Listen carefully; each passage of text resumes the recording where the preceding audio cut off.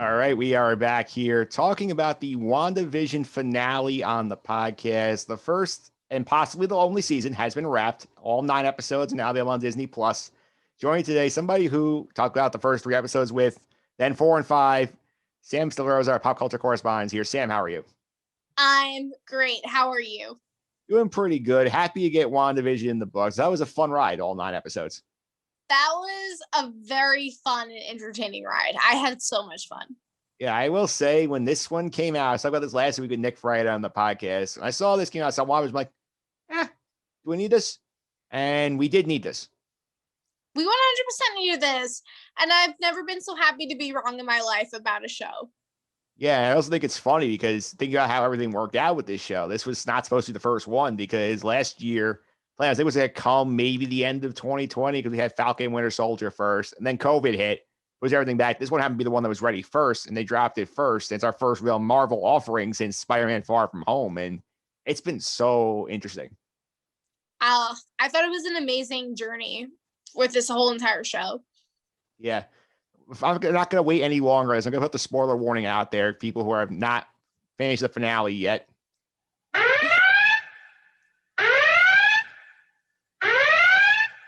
Give you a few more seconds to get out of here if you have not seen it yet. And also, props to you if you have not gotten to Monday night without seeing the finale and not being spoiled. Good job by you. So get out of here if you haven't. Go finish the finale, come back. I have to say, I enjoyed it. I know the internet is mixed on it. What did you think about the finale? I liked it. I was very upset that people were just so so negative about everything. Like, okay, first off, it's hard to do series finales as we know historically with every single television series finale in the history of season finales or series finales. So honestly, I didn't think they did that bad of a job at all. I mean, there have been bad series finales out there. You remember The Sopranos? You remember How I Met Your Mother? Those are ones. I don't. Game of Thrones, another one that's got that getting panned universally. This one, yep, too. This one feels a bit like the Lost finale to me, in the sense where, like, if you did not get your theory answered or was not correct, or you didn't get the big cameo, you were very unhappy with what you saw. But if you appreciate the show for what it was and the journey it took you on, you enjoyed it. I feel like that's the way I've seen this being interpreted online. Yeah, I mean, I 100% agree, especially because I think it served its purpose to set up the next Marvel movie, like the multiverse. Yep. Like Doctor Strange in the multiverse.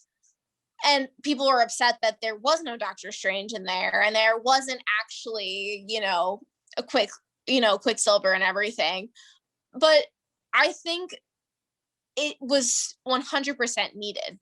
Yeah, it was a very good finale for what the show was. I think people sort of got on the hype train and sort of saw this thing and they're going wild with all the theorizing, like, oh, here comes Magneto into the MCU. Here come all the mutants. Here's real Quicksilver and from the Fox universe. Here comes maybe Mephisto. Maybe we're getting a Fantastic Four, but no. The show is called WandaVision. It's not called bringing every single random X-Men you could find. People sort of got carried away. And then when it didn't deliver that, it's something the showrunners acknowledged. Before the finale, they had articles out saying, if you are going to be in on the theories, you'll be disappointed. But if you like the show for what it is, you'll enjoy it.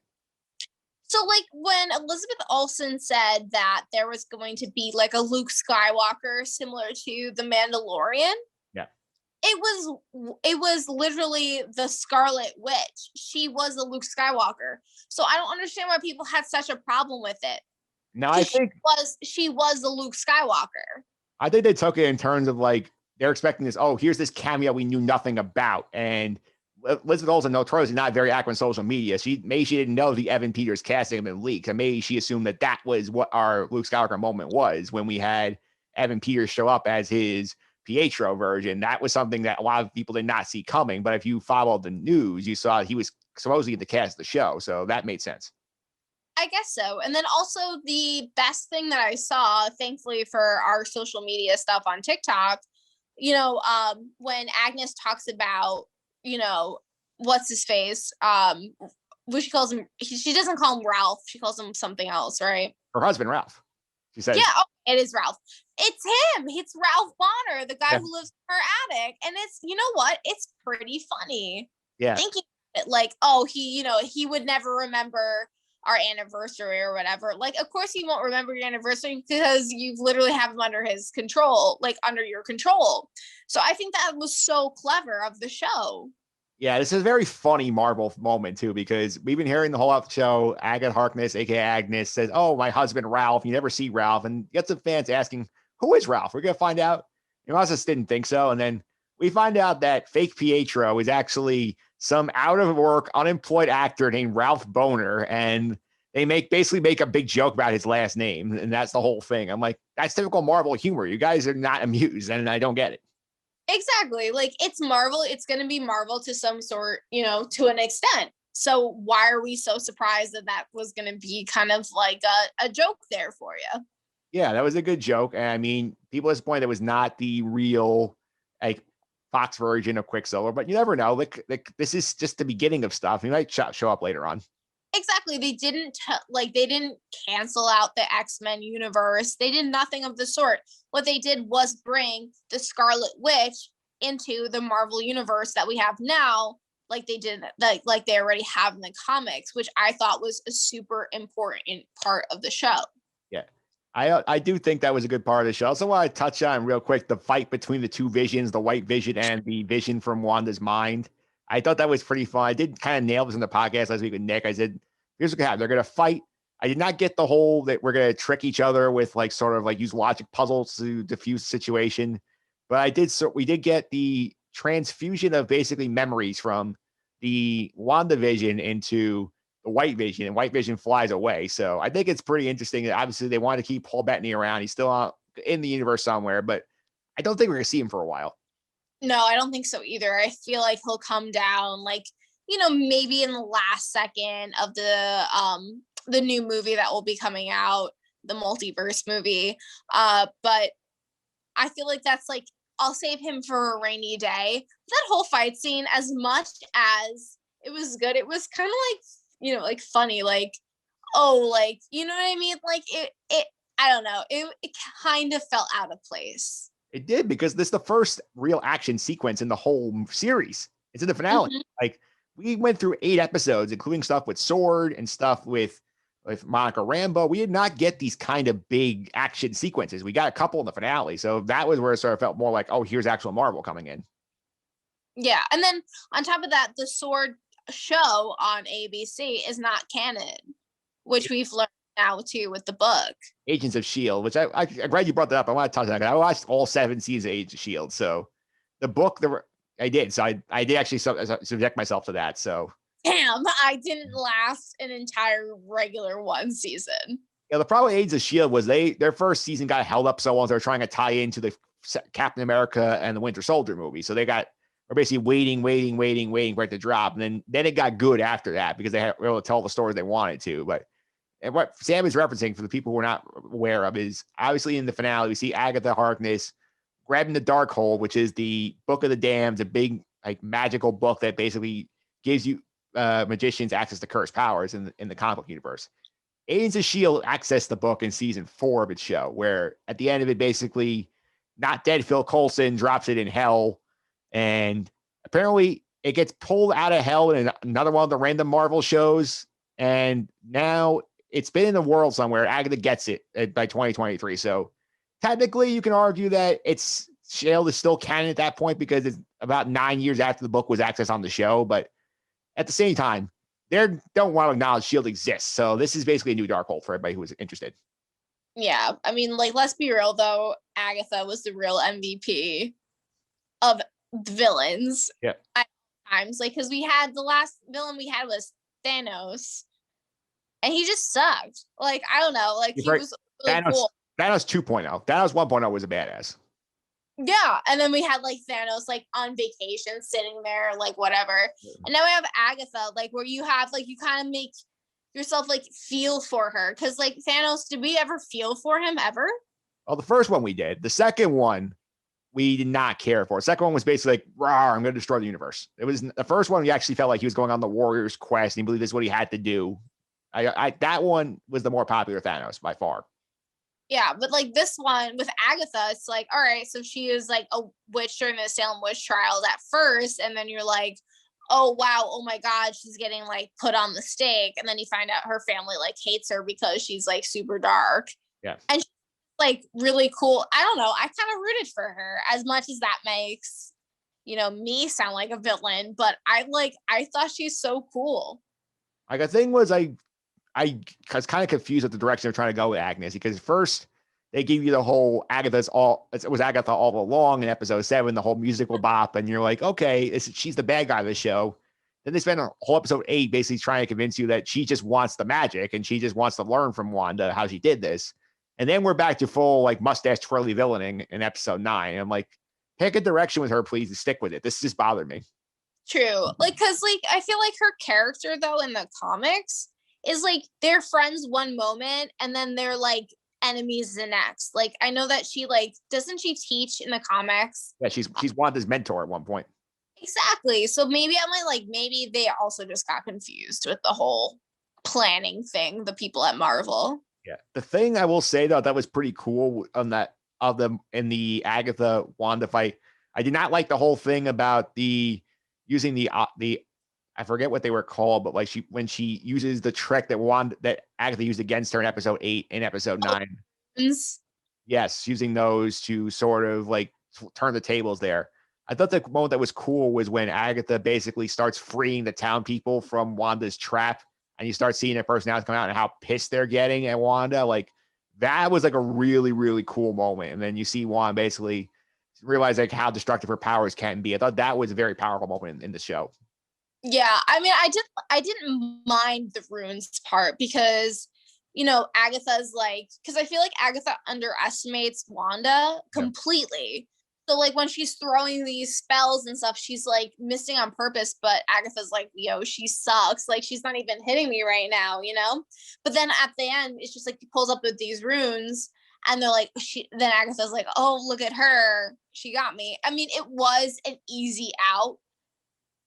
I'm not gonna lie to you. I totally agree with you that like it was kind of like a loophole. Like it was like very easy to like just like contain Agatha, but like it wasn't like too badly done. I feel like anything Marvel, I never hold anything to a high regard, to be honest, because it is a superhero. Yeah, that's certainly TV show. Yeah, that's fair. I also think the interesting part about this at the end was Wanda, instead of like killing Agatha, basically just uses her mind control and turns her back into Agatha's nosy neighbor, and we leave her basically floating around Westview. And I wonder, how annoyed those town people are gonna be when Agatha just starts randomly walking in their house and just starts bothering them, because it's not the 1950s anymore. Yeah, but it'll be great. Yeah. It is like Wanda's always here because she left Agatha. Yeah, that's the first thing. And the second thing is, that like she's gonna be back at some point, Catherine Hahn, because too good an actress, too fun a character. Like at some point, Wanda is going back and undoing the spell to get guidance from Agatha on how to use her powers. Yeah, 100%. That like I feel like she tested well. Everybody received the character well, so she's definitely going to be back for not just because of the popularity, but also for the canon for the comics as well. Yeah. What did you think about the setup at the end there, where Wanda finally sacrifices her her Greek family to get the town back, and the moment where you tuck the kids into bed, and then she has the final conversation with Vision? What did you feel about that watching it? So first off, super sad because that she knows that she has to give this up because it's what she needs to do. I just recently saw, I'm sorry to bring this up all the time, but this TikTok where they brought up, they're like, well, Billy has mind reading abilities. He totally knows about this. But then again, I'm like, well, he's the creation of Wanda. So he might not be able to read Vision's mind because Wanda can't read Vision's mind. And so I'm thinking Billy can't read Wanda's, but what if Billy could read their minds and he knew that he was just going to disappear? That kind of just sits weird with me. But I don't know. I just thought like the entire thing was just so sad because again, for the third time, we had to see Vision and Wanda say goodbye for good, Yeah, twice in Endgame and then once here. Exactly. And for those who didn't see, I put air quotes for the for good. Yeah. Because this is still a comic book based property. Vision is not really dead. We have White Vision floating around somewhere. Who knows? Maybe he left an oven on an Avengers Tower and remembered he has to go shut it off or something. But I think in terms of this finale, I thought it was pretty well done. I do think in terms of the show, I do feel like this is clearly, I think they're not coming back to this anytime soon. I mean, they called the episode the series finale. That tells you all you need to know about what's going on here, because this was set up to launch Wanda Maximoff into Doctor Strange Multiverse of Madness. You heard them reference the Sorcerer Supreme and not bring him on the show. So this was just launching Wanda up. And maybe down the line we'll get a second season, but not for a couple of years at least. I honestly feel like this would just be like a limited series. Yep. So I don't think they're going to do a season 2. If they do a season 2, it's going to be like super far down the line, when it's like, you know how everything's getting like a revamped now, like Saved by the Bell and like, you know, Boy Meets World had their revamp, like one of those things where, you know, it just sets it up for later down the line kind of deal. So I really don't think there's going to be a season 2. It was there to serve its storyline purpose, you know, solve the riddle of Vision, solve the riddle of Wanda to the Scarlet Witch, and you know, hopefully, you know, I mean, I'm not gonna lie to you, I hope Darcy gets powers. Well, Darcy will be back somewhere. I feel like they'll bring her in somewhere. But they said that she'll be in Love and Thunder. That makes sense. Definitely in that one, I heard. Yeah, I think also with this show, two things about it is like, number one, the cat's out of the bag. You can't do this again, having the same type of formula as you had this season with the show. Because I think if you try and run it back in like 3 years, you're sort of cheating here, and it's not going to be the same. It's going to be a cheap copy of what's going on. And also, this is a self-contained story. This is literally a story about Marvel's take on grief. We saw it with Wanda, to a lesser degree with Monica Rambeau, like flipping back in the universe after her mom has passed away, in the time she was just dusted by Thanos. And you're not telling that story the same way if it's not the same kind of deal. So I think it's one and done. It should be one and done. I mean, there's stuff they're going to do that can be more than one season, like the Hawkeye show, for instance. I know like they could do a season with Jeremy Renner and then do whoever he's training as the Hawkeye be a separate season, but the second season of WandaVision, I don't think. No, definitely not. And they also set up Monica to go into space, as we saw. I'm not trying to give anything away, but like it set up different characters to go out onto different plot points. So it's just like, okay, so, you know, we set Wanda for this, we set Monica up for that, we set Darcy up for this, like, you know, it like, you know, Jimmy Woo, we set for something else, because apparently he's going to be into the third Ant-Man movie. So I like this was meant to like bring out the plot points. Let's get to those post-credit scenes. You brought one up. Is we deal with the first, there's two. The mid-credit scene is Monica Rambeau basically cleaning up the town. She gets pulled in by a sword agent who ends up being a Skrull. Basically invites her to space and says, he's heard you've been grounded. He wants to talk to you. And basically clearly setting up her being Captain Marvel too. She's going to meet Nick Fury in space. That's basically what we learned in that one. Yes, 100%. There's no arguments on that one. The second one's the more interesting one. That's the post credits, and we see Wanda in an isolated cabin. We see her drinking coffee. Find out that she's actually figured out how to like astral project herself. So like her witch persona is reading the Darkhold. We hear the kids scream out in some ether, and this sort of sets up again something we talked about earlier. She might be the villain of Multiverse of Madness here, and Doctor Strange has to stop her. Yeah, unfortunate. You know, because we've talked about, you know, and heard about, you know, especially with Monica saying, you're not the villain. Like, don't let them vilify you. But with everything going on and reading the book makes you dark, makes you, you know, quote unquote evil. So like, you know, who knows what this is going to lead her, the path that's going to lead her down to. And she's deceiving the real world as it is, because that's not Wanda. That's the Scarlet Witch pretending to be Wanda because she's actually reading the book. Yeah. And I'm sure Strange is going to have issues with that, because, you know, Doctor Strange has never been my favorite superhero. So yeah, because we see clearly she's trying to figure out how to bring her kids into existence, because they're in some sort of, they probably exist in some alternate universe, and she's trying to bring them into this one. And this is sort of where Doctor Strange will come in. It'll be in comic about this. This is, I think, where the whole multiverse can of worms going to open up right here, where we get a little bit tease of it in Spider-Man Far From Home, and Spider-Man No Way Home, whatever the title is of that show, of that movie. But that's where it's coming in. The multiverse is coming out. That's where you get your X-Men. That's where you get some of your other stuff happening. So that's where exactly. I agree 100%, especially because like if you're going to have the Scarlet Witch now, the Scarlet Witch is the one that brings the X-Men into life.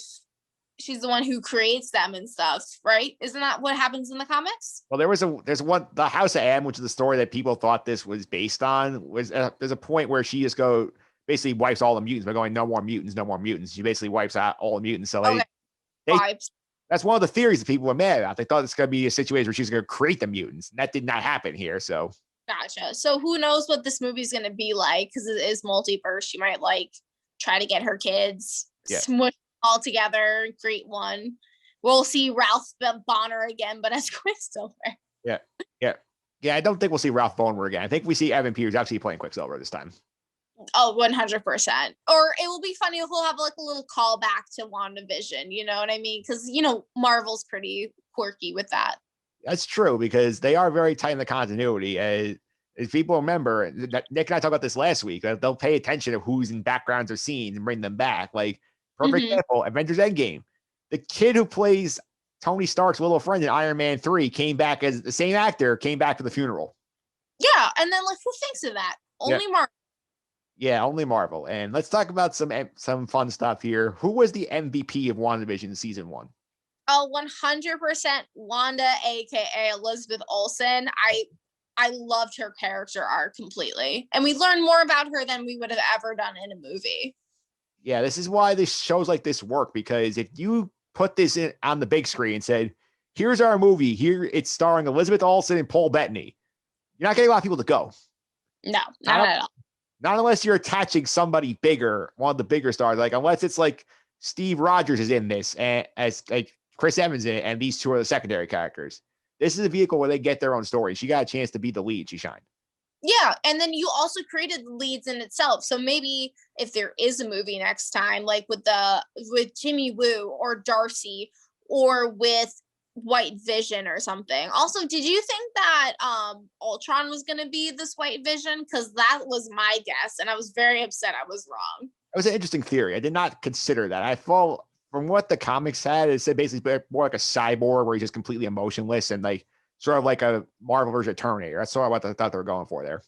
See, me too. I just thought it was going to be what's his face, the voice. Oh, James Spader. So I was, maybe that's going to be him. But sorry to digress. But if I was going to give a second MVP, it was definitely Monica Rambeau, because I feel like she had a huge character arc as well. Yeah, I think I'm giving my MVP to Catherine Hahn as Agnes, because whenever she showed up, she was so much fun. She got into all these roles. We had a good storyline from her, and like she was it was a big deal to get her on the show, and they did such a good job with her on it. So I'm happy that they had her on there. I don't think it would be a much less product with different actors in that role. Yeah, I mean, and everybody's saying like the EGOT, the Emmys, Oscar, all the like the Grammy, Tony Awards. They're like, I hope that WandaVision helps to get herself an EGOT award. Like, it's just the funny things that people say. Yeah, I think that's a good one. I also throw a bonus point on the Jimmy Woo, just because like he was so fun this entire season. When we see him mastering the card trick, Ant-Man was trying to teach him in Ant-Man 2, and he was pretty useful. He was pretty helpful to Monica Rambeau. So good job by Jimmy Woo. Yeah, he was great, and I really think that he's going to be a big character in the future. Yeah, let's go to like, who are the worst characters of this show? Who was the LVP for you? To me, it was White Vision. I feel like they didn't put a lot of thought into him in that aspect. If not, the stupid agent whose name always forgets, Hayward. Yeah. What was his point? What was the point of Hayward? Yeah. I'm gonna dump all my LVPs on Hayward, because he is by far the worst villain they have created in years. They wasn't gonna try. Literally years. Like when I'll give you the point where I knew for a fact that he was my LVP. It was when they have the moment when the kids are in the middle of the square and he decides, I'm going to shoot the children. I'm like, they are 10-year-old children. How big of an asshole do you have to be shooting at kids?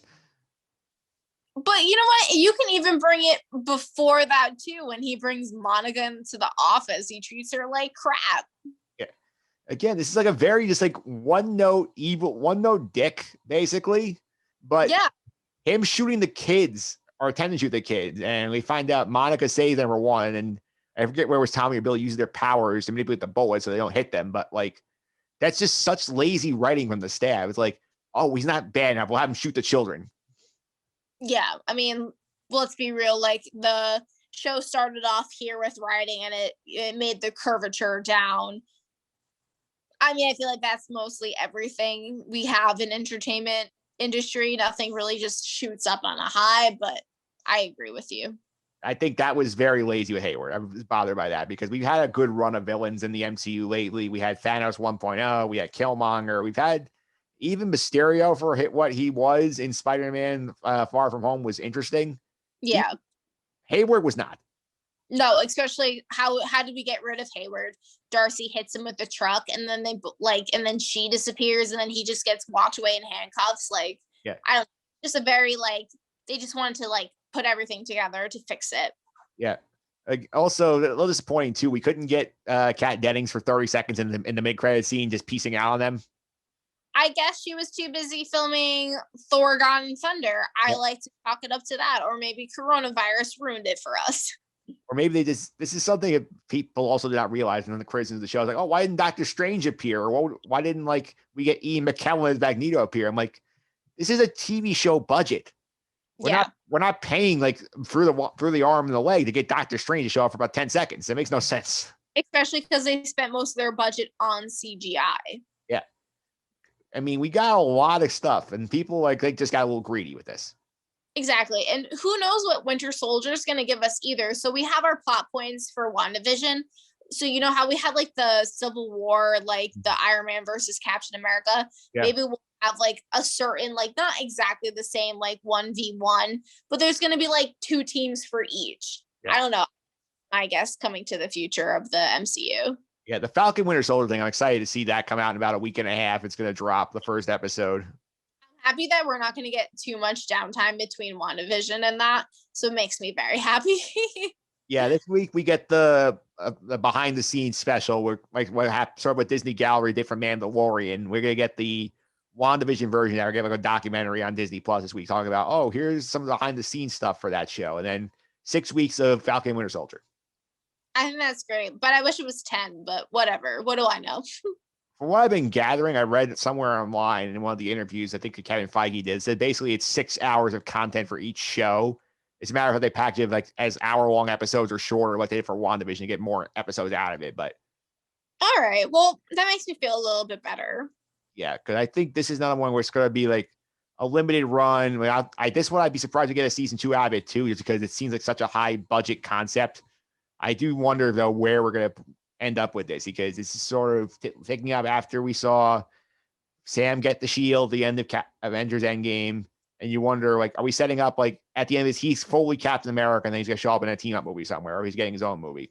Well, I don't want to ruin the timeline for your listeners, but today is March the 8th at almost 10 p.m. at night. I'll be out the next day. Okay, cool. So this is me talking to you in the future by not even a full 24 hours, but I was watching The Bachelor tonight and they had a commercial for it, and both Bucky and Sam are using this shield, which I thought was very interesting. Yeah, it is, because the comics, both of them have been taking out the mantle at one point or another. So yeah, and I didn't know Agent 13 was going to be in it. Yeah, I knew that Emily Van Camp and Sharon Carter was going to be there. I'd heard that one before. So funny. I never learned her name. I just known her as Agent 13. Yeah, well, she is there. I think it's going to be a fun show. I'm going to be doing the premiere next 2 weeks out. I don't know if I'm going to do weekly on it, but we'll keep an eye on that. Oh, I'm very excited. I'll be watching religiously like I do for all Marvel things. Yeah, that's the WandaVision stuff right there. And before I let you go, as always, what else have you been streaming? I know you got The Bachelor going on, the whole controversy with that show. So what else is Well, I'm on a lighter, much I feel like out of the loop. I feel like I'm not out of the loop on most things, but I missed Modern Family as a human being. Yeah. So I'm watching Modern Family and I'm crying laughing like every single day. It is so funny. It's also funny that we had an episode I watched 2 weeks ago, did a little bit of a Modern Family parody. Yes, and it's so funny too because I started watching it a little before that and it popped on and I'm like, wow, what are the odds? And then I watched the Cecil Hotel documentary or crime-umentary or whatever we call that now. That was insane. But I have a bunch of stuff on my list. I just had to find time to watch it. Yeah, I have that on my list. I'm watching on my list right now Spycraft. Is like a Netflix like docuseries about like the history of like spycraft and all the technology used for spying. That's pretty interesting. That's really cool. So you said you have Cecil Hotel on your list. Yeah, that's on my list. Murder Among the Mormons is on my list. I have a lot of those like true crime ones on my list. I feel like you and I both love true crime. But with the Cecil Hotel, do you know who like backed that? No, I do not. Ron Howard. Oh, damn. That's what I'm saying. I'm like watching, I'm like, unless I'm wrong and there are 2 Ron Howards out in Hollywood making documentaries about crime, but like his name is on there. Yeah. So that's a big deal if he's attaching himself to this. Yeah, and it's funny too because like 2 years ago I started listening to different like podcasts with crime, and they talked about that hotel, and it's like very eerie about that whole thing. We can get into a whole subject on that, so I won't continue on, but it's spooky. Yeah, that's something I definitely want to check out soon. Probably after March Madness, I'll be clearing more on my list. But I also have been diving still into the Clone Wars. Next week on the podcast, I'm going to be joined by the Sky Guys themselves, Pete Considori, Nick Frey. We're going to talk about season 2 of the Clone Wars. I'm currently on season 3 right now. Working. Oh, BB, I need to catch up. I feel like I'm so far behind and I can't even listen because I feel like I'm going to get things spoiled for me. Yeah, my path is basically like I try and do 2 episodes a day. That's what I try and do if I get to it that day. Yeah, that's much better than I've been doing. Yeah, because I just as of recording today, I watched through episode 6 of season number 3. So you're getting there. I'm watching Modern Family a much lighter note. I don't have to follow the plot as much. Yeah, well, I've had like the Clone Wars podcast a lot of fun. When you get caught up, check it out. We had some fun. We dunk on a few bad characters. We have fun with the good plots. It's a fun listen. Oh, I'm very excited. I've been holding off just because I haven't made it to season 2, like the middle of season 2 yet. So I feel like after that I can start listening. Yeah, the middle of season 2 really picks up. So that's where I recommend you get back in. Oh, I can't. I'll just buckle down and do it. All right, there you have it, Sam. Thanks all the time. I really appreciate it. Thanks for having me. I can't wait. Hopefully I'll be around for Winter Soldier. Yeah, so, I'm sure we'll check in with you at some point in the process. Definitely. I just said Winter Soldier when I meant to say the other one, but my fault. Yeah, before I let you go, people follow social media. They want you out some of the stuff you're up to. On Twitter, I'm at SDROS6. Instagram, SDerosa175. Just Google Sam Derosa, not the famous singer, and you'll probably find me. All right, awesome. Thank you. Thanks for having me.